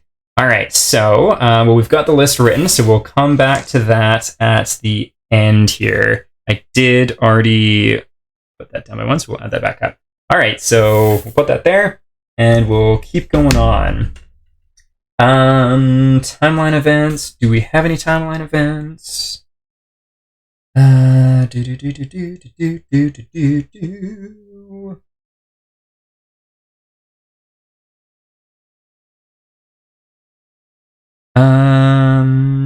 we do have Armored Strangers. Armored Strangers. I have a feeling that this is going to be a scary one. Our Lucidin is our Lucidin strong. Nobody expects the left hook, even the plague. All right, so if I'm doing it rules as written, I should be reading the story event now, which I've forgotten every single time and I've done at the beginning of the next session. So let's go ahead and take a look at Armored Strangers. I think I actually know what this is, and I feel like this is bad timing with the plague and just wiping to the butcher last time. So let's see what this be and what this do. Armored Strangers, 109.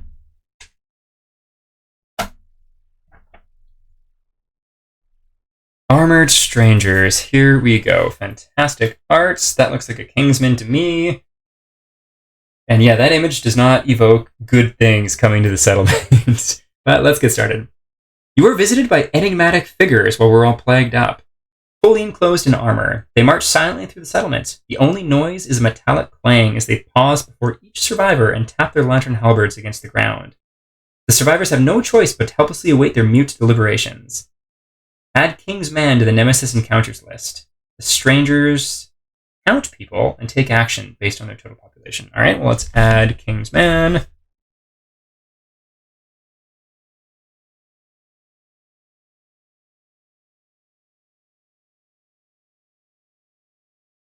Quarries. Nope, that's just quarries.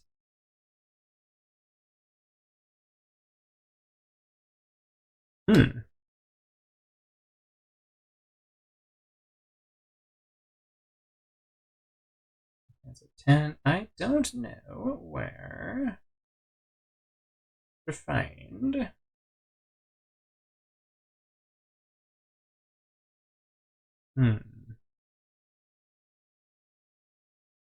Oh, I don't think I need to actually add it because they're already there. That's just a feature. Yeah, cool. Very cool. All right. Well, let us see. Count people. Let's do it. Count people. Here we go. So we do have more than 8 people. I do believe. The timing of this sucks. Let's see. Settlement. Yeah, we got 12. So, oh no, it wouldn't change anything. Even if all 4 people died, we'd still have more than 8. Let's do it. So rolling. The strangers finish their count and draw their blades. Roll on the table below. All right, a d10. Let's see. 7. That can't be too bad, right? 5 to 7. The bravest survivors are rounded up. Select the survivors with the highest courage. In case of a tie, select all and execute them. You may resist to avoid the loss. Okay, let's take a peek here. Select the survivor with the highest courage, or select all in the case of a tie. All right, Asudan, your courage is 4. You lose it in the third. You're probably going to be pretty low. Your courage is 0. What about Dalinar here? Courage is 1. And then Elokar, you're going to be the big difference maker here. What are you at? Courage is 4. So that will mean losing 2 of our stronger survivors. Oh, because they're tied and they're both... I don't really want to lose Elokar. He's kind of like our main tank at the moment. Asudan's not that big of a deal. Like, she's good, but we can only use her every couple of times. Ooh, do we want to resist?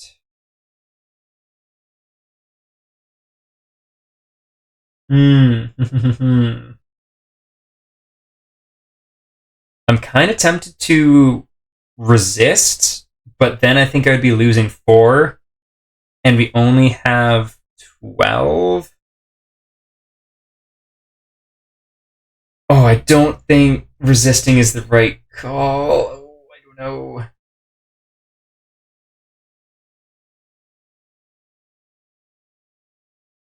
We won't advance the timeline. Okay, yeah. So I either lose 2 of the, like, one of the strongest and like a middling strong survivor, or I potentially lose 4.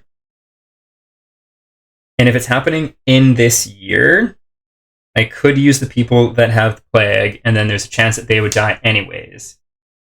So I think resisting might make the most sense. There's some really good decisions in this game.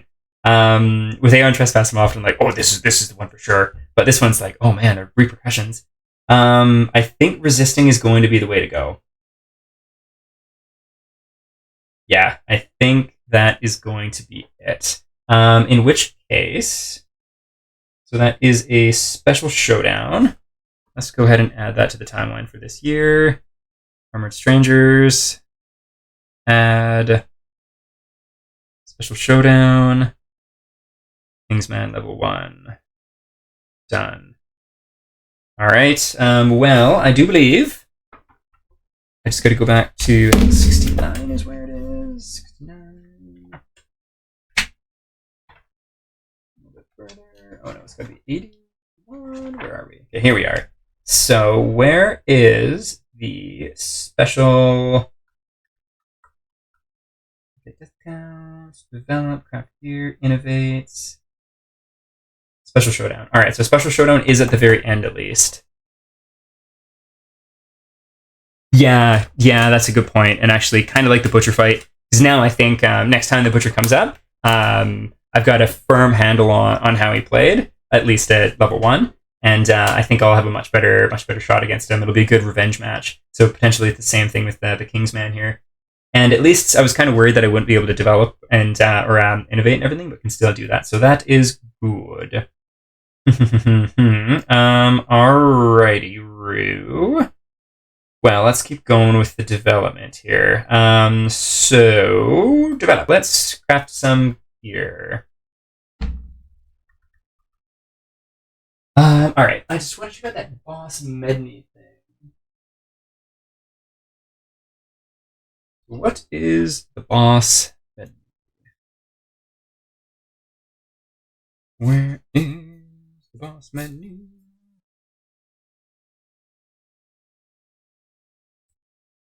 Oh, there's that blood paint you're talking about. Activate this gear to the left and right of this card. These do 2 separate attacks. Oh, cool. Yeah, that sounds awesome. Yeah, blood paint sounds super cool.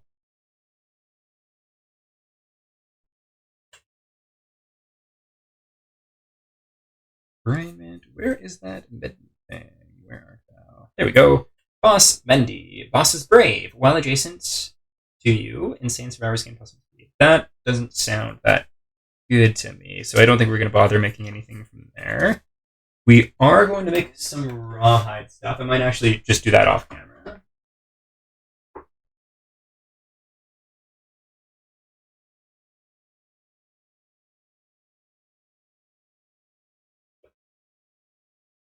Let's see. Let's innovate first, because that'll be fun on camera. So, to do it, we need to spend an endeavor, going down to 6, a bone, an organ, and a hide. Actually, I wonder if I can just do it in here. Bonesmith build. No, don't want to do that. But I do want to endeavor. Can I do it from the app?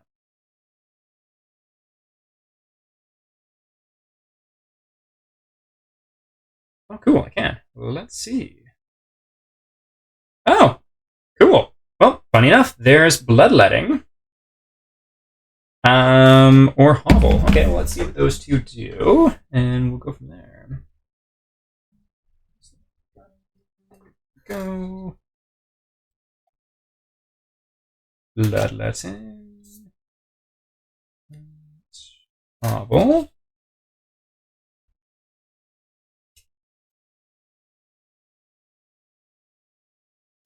Yeah. I'm almost tempted to not even bother doing the play, but let's see. So they will die at the end of the settlement phase. Yeah, because we'll see. I do have a ton of endeavors anyways. So, and what did, let's see, do bonesmith, stone circle, there you go.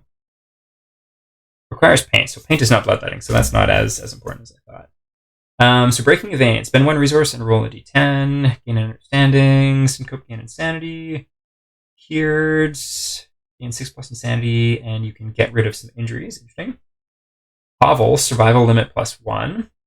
Departing survivors gain +1 survival. You know what? I think I'm going to go with Hovel. Let's do that. So we'll put that there, and then we need the innovation deck once more. Innovation deck.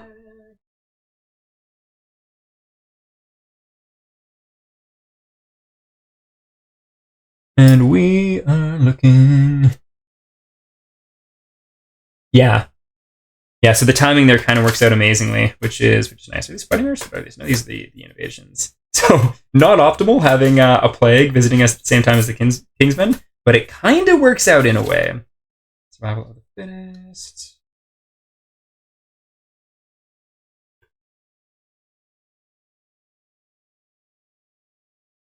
Okay, so principles. Okay, there we go. So partnership. Oh, it looks like it's just the one, hey? Oh, nope, there's 1. 2, awesome. There's more. Are there any more? That should be it, the 3.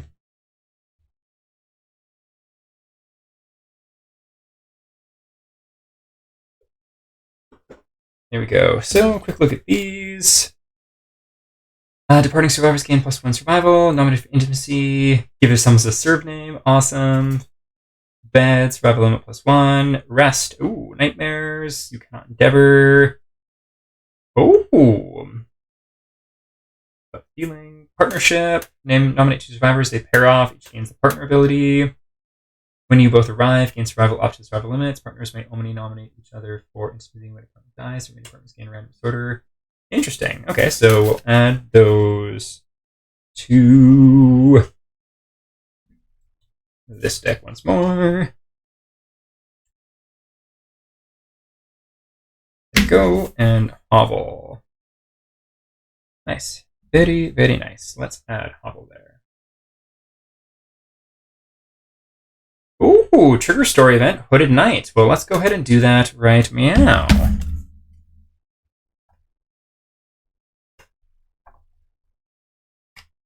Would the Hooded Knights be a good thing? Fingers crossed, Hooded Knight is a good thing. 129.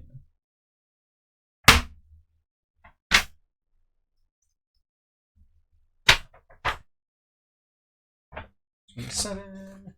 129. Once again, graphic but very stunning artwork. Sorry about the glare on the camera.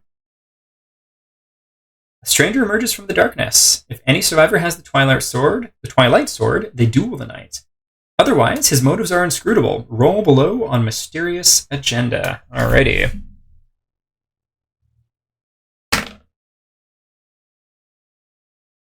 Six. The Hooded Knight insists on training the uncouth survivors in martial combat. Up to 2 survivors may spend 3 resources each to gain the Mighty Strike fighting art. The Hooded Knight leaves with unfinished business and will return later. 3 resources each. Okay, well, Mighty Strike. I think we've seen that one before. Just gonna take a look in this pile here.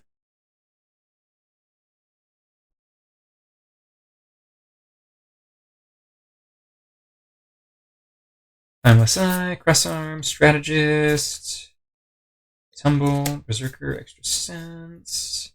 Mighty Strike we have. On a perfect hit, gain +2 strength until the end of the turn. That one was pretty cool. 3 resources. You know what? Might actually do it. We got a huge amount of bones, so let's see. Storage. What do we have for basic? We got a monster hide, 2 monster organs. Let's get rid of 1 organ. Make antelope.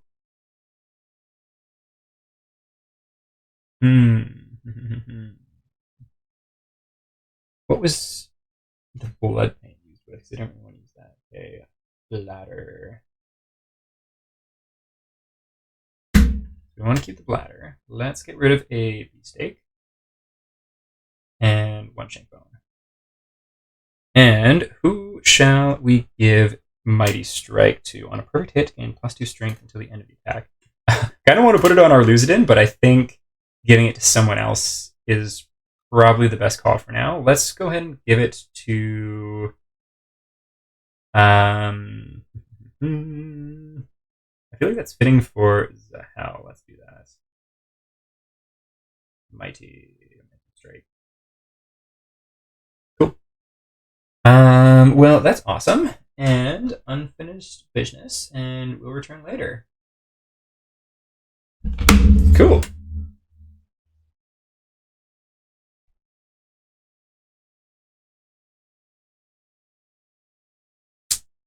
All right, archive that once more, and then back to the settlement phase we go.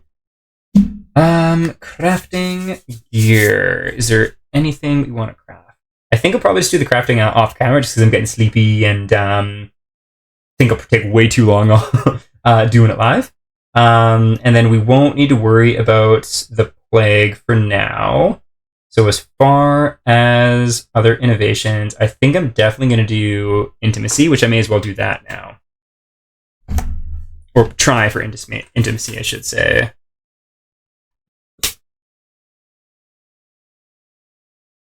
So, augury, and let us see. So that'd be down to 5 endeavors. And augury, 1. Lose a resource from the settlement. If you do, gain 1 understanding. Alright, let us do that. Basic resources. You know what? I think I'm going to do the vermin. Lonely ant. Bye-bye. Understanding. Let's put that on. Or lose it in the 3rd. Gaining some understanding. There we go. And then let's do another endeavor. 6. What do we have on a 6? Gain +1 survival.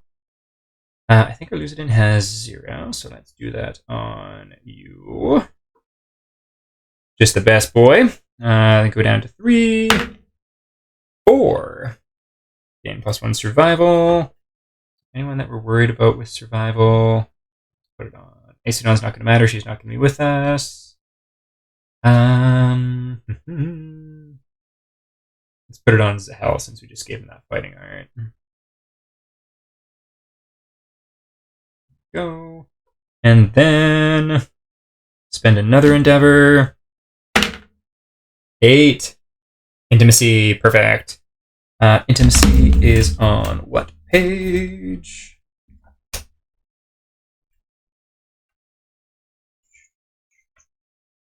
Intimacy 135.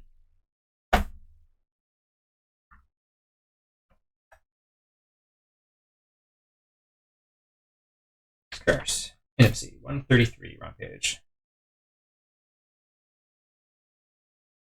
Nominate 1 consenting male, consenting female. Let's do Zahel and Yumi, and roll on the table below. So I get to roll twice and choose, which is nice. Oh no, 2 or 3. Oh no, this happened to me last time. That stinks. Perishes with her child during birth. Yumi.